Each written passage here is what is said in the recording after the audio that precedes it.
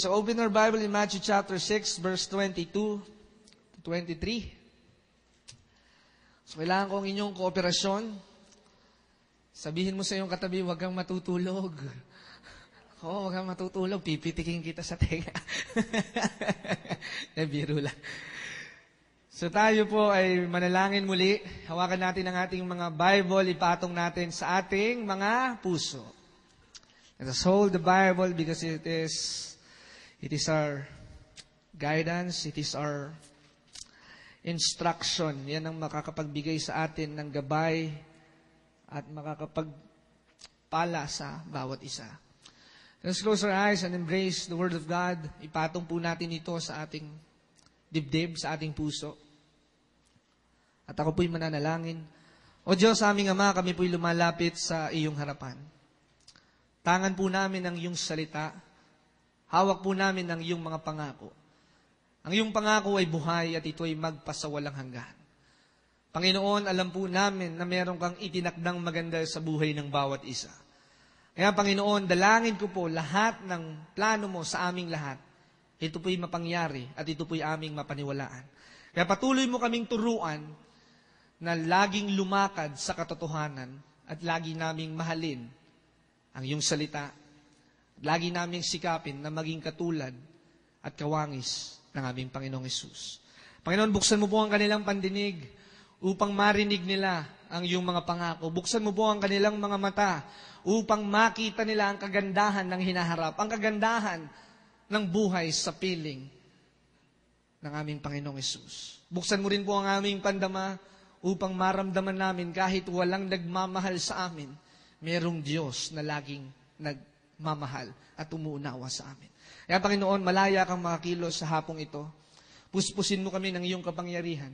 Maghari ka sa buhay ng bawat isa. At alam ko po, we will never leave this place same again, but we will never ever be the same again in Jesus' name. Kaya Panginoon, ikaw lamang ang may karapatan na magbago sa buhay ng bawat isa. Ama, maraming pong salamat. Sa iyo lamang po namin ibinabalik lahat ng papurit parangal sa pangalan ni Jesus. Amen.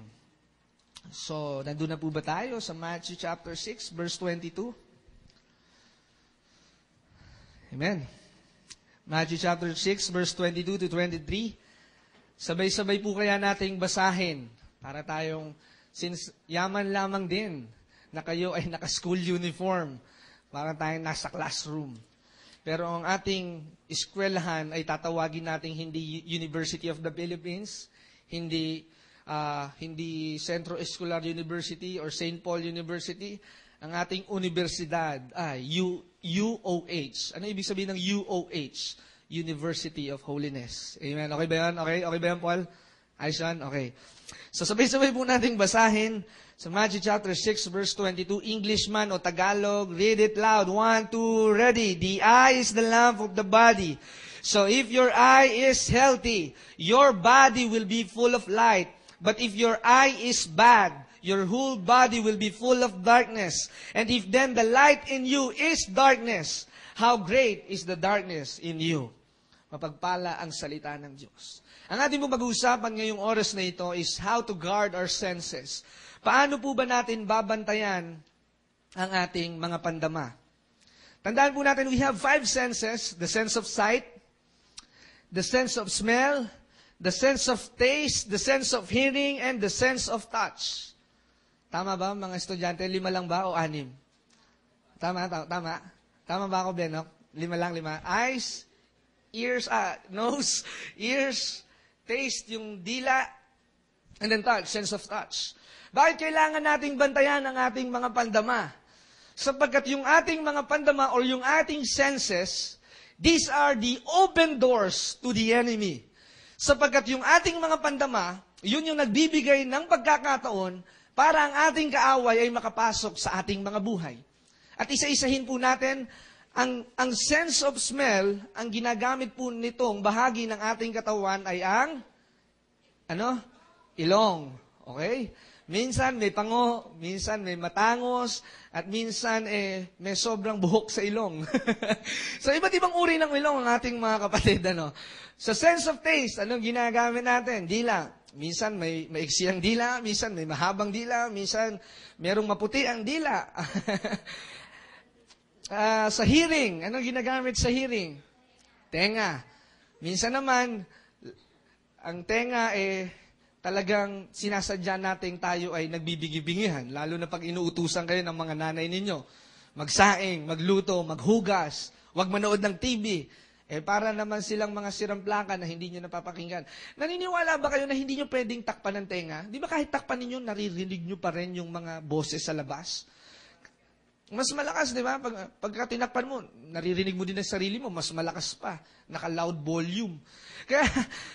Kaya ang ating pandinig, hindi natin yan matatakpan. Hindi katulad ng mata. Pag ayaw mong makita ang isang tao dahil feeling mo may crush siya sa'yo, nagpapapansin sa'yo, kahit ipikit mo yung mata mo, hindi mo siya makikita. Pero lagi mong maririnig, nasasabihin nito na ang kapal na mukha niya, may crush siya sa akin. Kaya nandito, may crush siya sa akin. Kaya naririnig mo pa rin sa iyong pandinig, may crush nga siya sa akin. Kaya ikaw naman, irritable at ayaw mo siyang pansinin. Remember, we cannot close our ears. Hindi natin ito pwedeng masarahan unless pagka nagtutuli tayo, sunditin natin ng cotton buds yung magsasara yung ating pandinig. Mabibingi na tayo. In the sense of touch, narito po yung ating balat. Based on the study, sana i-correct ako ng mga nursing dito. Ang pinakamalaking bahagi ng katawan natin ay nasa ating skin. Di ba? Meron tinatawag na dermis and epidermis. Alam ko yan, ha? Kahit graduate na ako, alam ko pa yan. So yung skin natin, nagko-compose siya almost the whole of our body, hanggang sa ulo natin, hanggang sa talampakan natin, present ang ating skin. At yun yung nakakapagbigay ng pandama sa atin. Nararamdaman natin na ang isang bagay ay magaspang. Nararamdaman natin na ang isang bagay ay makinis. At minsan din sa ating sense of touch, doon din tayo nakakaramdam ng sakit pag tayo nasugatan. Sasabihin natin, ouch, hurts, it hurts. Di ba? Doon tayo kagad nagre-react kapag nasugatan tayo sa pamamagitan ng ating mga balat. So yun, i-define ko sa inyo yung 5 senses, pero tayo po ay magsesentro dun sa ating opening text. Bakit kaya sinabi ng ating Panginoong Yesus that the eye is the lamp of our body? So magko-concentrate tayo sa ating mga mata. Sapagkat ang mata ang nagbibigay liwanag sa ating buhay. Sapagkat ang mga kabataan na katulad ninyo ay nakakarating sa iba't ibang lugar sa pamamagitan ng mata. At ang mga kabataan na katulad ni Aris ay nakakapanood ng iba't iba. Pwedeng makapanood ng Maligno, pwedeng makapanood ng Big Brother, pwedeng makapanood ng Transformer, ng Spider-Man. So ano ang ating ginagamit para makagawa ng mga bagay na makakapag-entertain sa atin? May entertain ka ba?